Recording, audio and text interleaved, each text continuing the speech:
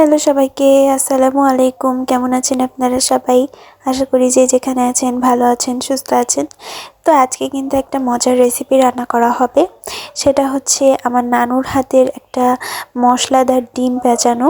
ওইটা প্যাঁচানো বলতে আমাদের কিছু মশলা উপকরণ, মানে কমন কিছু মশলা উপকরণ দিয়ে সেটা সুন্দর করে ডিমটাকে ভুনার মতো করে, ভুনাও না ঠিক, একদম ভেজে ভেজে একদম ডিমের গায়ের সাথে মশলাটা একদম লাগিয়ে ফেলা, তাকে বলে ডিম প্যাঁচানো। আমার নানু খুব মজা করে রান্না করে। বেসিক্যালি এটা নানুর হাতের একটা খুব সুন্দর একটা মজার রেসিপি, তার থেকেই নেওয়া এই রেসিপিটা। তো সুন্দর করে আমরা ডিমটা সিদ্ধ করে এখন কাঁটা চামচ দিয়ে ছুলে, কাঁটা চামচ দিয়ে যে একটু ছিদ্র ছিদ্র করে নিচ্ছি যাতে লবণ হলুদটা ভালোভাবে ঢুকে যায়। এইভাবে করে আমার মা দুটো এরকমভাবে, দুটো বলতে সবগুলো এরকমভাবে করে নিয়েছে।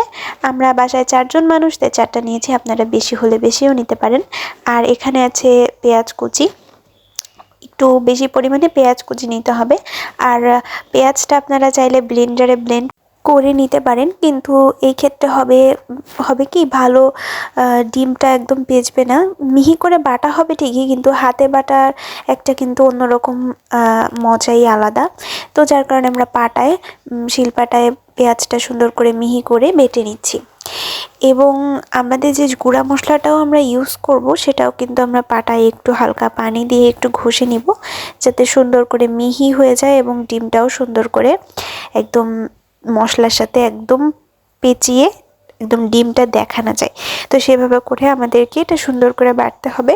তো আমাদের পেঁয়াজটা অনেকটাই বাটা হয়ে গেছে, মানে পুরোটাই বাটা হয়ে গেছে। এখন আমরা দিয়ে দিলাম পাটায় একে একে হলুদ বাটা, সরি, হলুদ গুঁড়া, জিরার গুঁড়া, মরিচের গুঁড়া এবং লবণ, এবং অল্প একটু রসুন বাটা পরিমাণ মতো আর কি, আর আদা বাটা।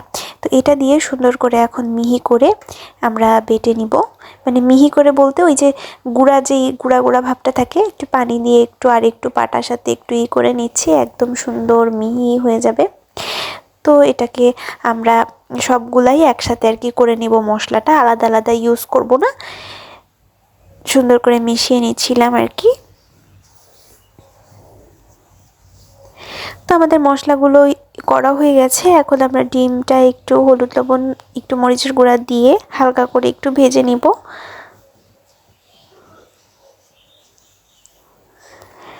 হালকা করে একটু ভেজে নিব। ও এর সাথে কিন্তু আরেকটা রেসিপি আছে, সেটা হচ্ছে মাছ ভাজা এবং ডিম দিয়ে আলু ভাজা।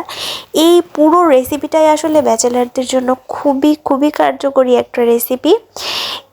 খুবই সিম্পলভাবে আপনারা খুব মজার খাবার রান্না করে খেতে পারেন। ব্যাচেলারদের জন্য এই রেসিপিটা খুব পারফেক্ট। তো সেই আলু ভাজার রেসিপিটায় পরে যাচ্ছি, একসাথে এটা দেখাবো আমরা। তার আগে আমরা এই যে আমাদের যে বাটা মশলাটা, যেমন পেঁয়াজ বাটা, তারপরে আদা বাটা, রসুন বাটা, তারপরে ঝালের গুঁড়া, জিরার গুঁড়া, তারপরে হলুদ গুঁড়া, লবণ, এইসব আর কি আমরা দিয়েছি। দেওয়ার পরে সেটা আমরা গরম তেলের মধ্যে ঝেড়ে দিয়ে এখন সুন্দর করে আমরা কষাবো। এটা কিন্তু অনেক সুন্দর করেই কষাতে হবে। এটা আপনারা কিন্তু পানি দিয়ে একদমই কষাবেন না, পানি দিয়ে কষালে কিন্তু এর স্বাদটা নষ্ট হয়ে যাবে, যার কারণে পানি দিয়ে কষানো যাবে না। আমরা একটু মিডিয়াম আছে, আমরা কিন্তু আমাদের কষানোর পরেই আমরা ডিমটা দিয়ে দিয়েছি। ডিমটা দেওয়ার পরে সুন্দর করে লো আছে, সুন্দর করে আমাদের ডিমটা কষিয়ে কষিয়ে মশলাটা ভাজা ভাজা করে ডিমের সাথে লেগে যাওয়া পর্যন্ত আমাদের এটা করতে হবে। তো দেখতে পাচ্ছেন আমাদের মশলাটা কিন্তু অনেকটাই মানে পানি টেনে গিয়েছে, একদম কালার চেঞ্জ হয়ে গেছে, আপনারা বুঝতে পারছেন। এর পর্যায়েও কিন্তু আমাদের অনেক ভালো করে সুন্দর করে এটাকে পেঁচিয়ে নিতে হবে একটু সময় নিয়ে। সময় অত বেশিও লাগে না, কিন্তু খুবই মজার দুইটা রেসিপি। তো আমাদের দেখতে পাচ্ছেন একদম মশলাটা আমাদের ডিমের সাথে কেমনভাবে লেগে গেছে, এইরকমভাবেই কিন্তু লেগে যাবে যখন হয়ে আসবে। আর তেলটাও দেখতে পাচ্ছেন একদম হয়ে গেছে, মানে নিচ থেকে ভাসছে, আবার পুড়েও যাবে না। এই পর্যায়ে কিন্তু আমরা আর একটু রেখে তারপরে আমরা নামিয়ে ফেলবো। অনেকটাই হয়ে গেছে, আর একটু আমরা রাখবো। তো একদম ডিমের সাথে এইভাবেই মশলাটা লেগে থাকবে, এটাকেই ডিম প্যাঁচানো বলে। তো এভাবে করে একটু খুন্তি দিয়ে আমরা একটু আরেকটু পাশ থেকে লাগিয়ে দিচ্ছিলাম যাতে ভেঙে না যায়। তো এভাবে করে আর কিছুক্ষণ পরে আমরা নামিয়ে নিব।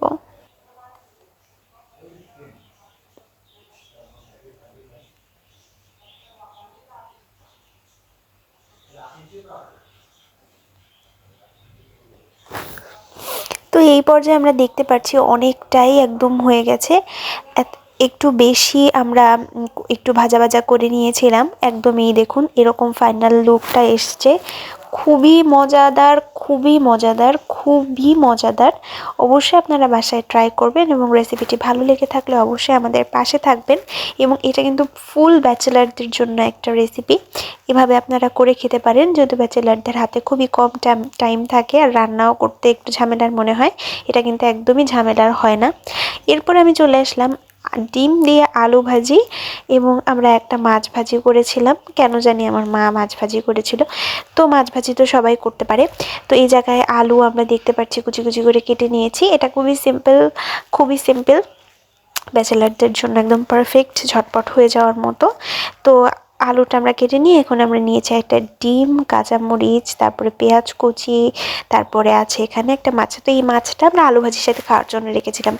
তো সুন্দর করে এই পেঁয়াজ মরিচ দিয়ে আর কি আমরা এটাকে প্রিপেয়ার করব। তার আগে আমরা পুঁটি মাছে একটু লবণ হলুদ মাখিয়ে সুন্দর করে একটু হালকা তেলে সুন্দর করে একদম ব্রাউন কালার করে ফ্রাই করে নিব। তো তার আগে আমরা তেলটা গরম করে মাছটা দিয়ে দিব এবং মাছটা হতে থাকুক। এখন আমরা উল্টে দিব। আমাদের এক পাশ হয়ে গেছে। তো উল্টে দেওয়ার পরে আমাদের মাছটা এখন ভাজা হয়ে গেছে পুরোপুরি। তো আমরা তুলে নিয়েছি। এখন আমরা পেঁয়াজ এবং পেঁয়াজ মরিচটা দিয়ে দিলাম। তো পেঁয়াজ মরিচটা দেওয়ার পরে আমরা পেঁয়াজ মরিচটা হালকা করে ভেজে নিয়ে তারপরে ওর মধ্যে আমরা ডিম দিয়ে দিয়েছি। ডিমটা আমরা সুন্দর করে একটু ভেজে তারপরে আমরা কিন্তু ডিমের মধ্যে একটু লবণ ইউজ করেছি যাতে একটু সুন্দর লবণ ঢুকে যায়। তারপরে আমরা আলুগুলো ঢেলে দিলাম। আলুগুলো ঢেলে দেওয়ার পরে আমরা একে একে আমাদের হলুদ লবণ অ্যাড করব। তো সুন্দর করে আমরা ডিমের সাথে আলুটা মিশিয়ে নিচ্ছি। এইভাবে করে ডিম দিয়ে আলু ভাজা কে করে খেয়েছেন অবশ্যই কমেন্ট করে জানাবেন। খুবই ভালো লাগে কিন্তু খেতে। তো একটু লবণ দিয়ে দিয়েছি আর অল্প একটু হলুদ দিয়ে দিয়েছি। এবার সুন্দর করে মিক্স করতে হবে। সুন্দর করে একটু ভাজি করতে হবে সময় নিয়ে। বেশি সময় বলতে 2-3 মিনিটের মতো এরকমভাবে ঢাকনা দিয়ে রাখার পরে এই দেখুন হালকা হালকা একটু পানি ছেড়েছে। তো এই পানিটা যখনই শুকিয়ে যাবে, একদম তেল বের হয়ে যাবে, তখন আমাদের বুঝে নিতে হবে আমাদের আলু ভাজি ডান। এবং আলু ভাজি অনেকেই করতে পারে, কিন্তু ডিম দিয়ে কিন্তু কে কে খেয়েছেন অবশ্যই কমেন্ট করে জানাবেন। ডিম দিয়ে আলু ভাজি কিন্তু খুবই মজা লাগে খেতে। আমি জানি ডিম দিয়ে অনেক কিছুই ভাজি করা যায়, কিন্তু আলু ভাজি আমার মনে হয় না কেউ খেয়েছেন। অবশ্যই খেয়ে দেখবেন, খুবই মজা লাগে আমার কাছে। আমার খুবই ভালো লাগে যেদিন আমাদের বাসায় আমার পছন্দিদা মতো সবজি বা তরকারি বা কিছু না রান্না করা হয়, তখন আমার মা এরকম আলু দিয়ে ডিম ভেজে দেয়, সেটা দিয়ে আমি ভাত খেয়ে নিই।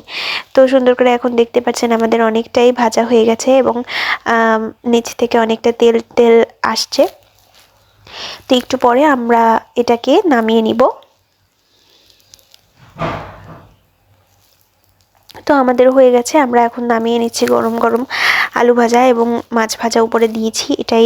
এটা কিন্তু খুবই মজার একটা কম্বিনেশন। যারা এরকম ভাজা পোড়া দিয়ে ভাত খেতে পছন্দ করেন বা ভাজি তারপরে ভুনা, তাদের কাছে কিন্তু এই দুটো রেসিপি খুবই ভালো লাগবে।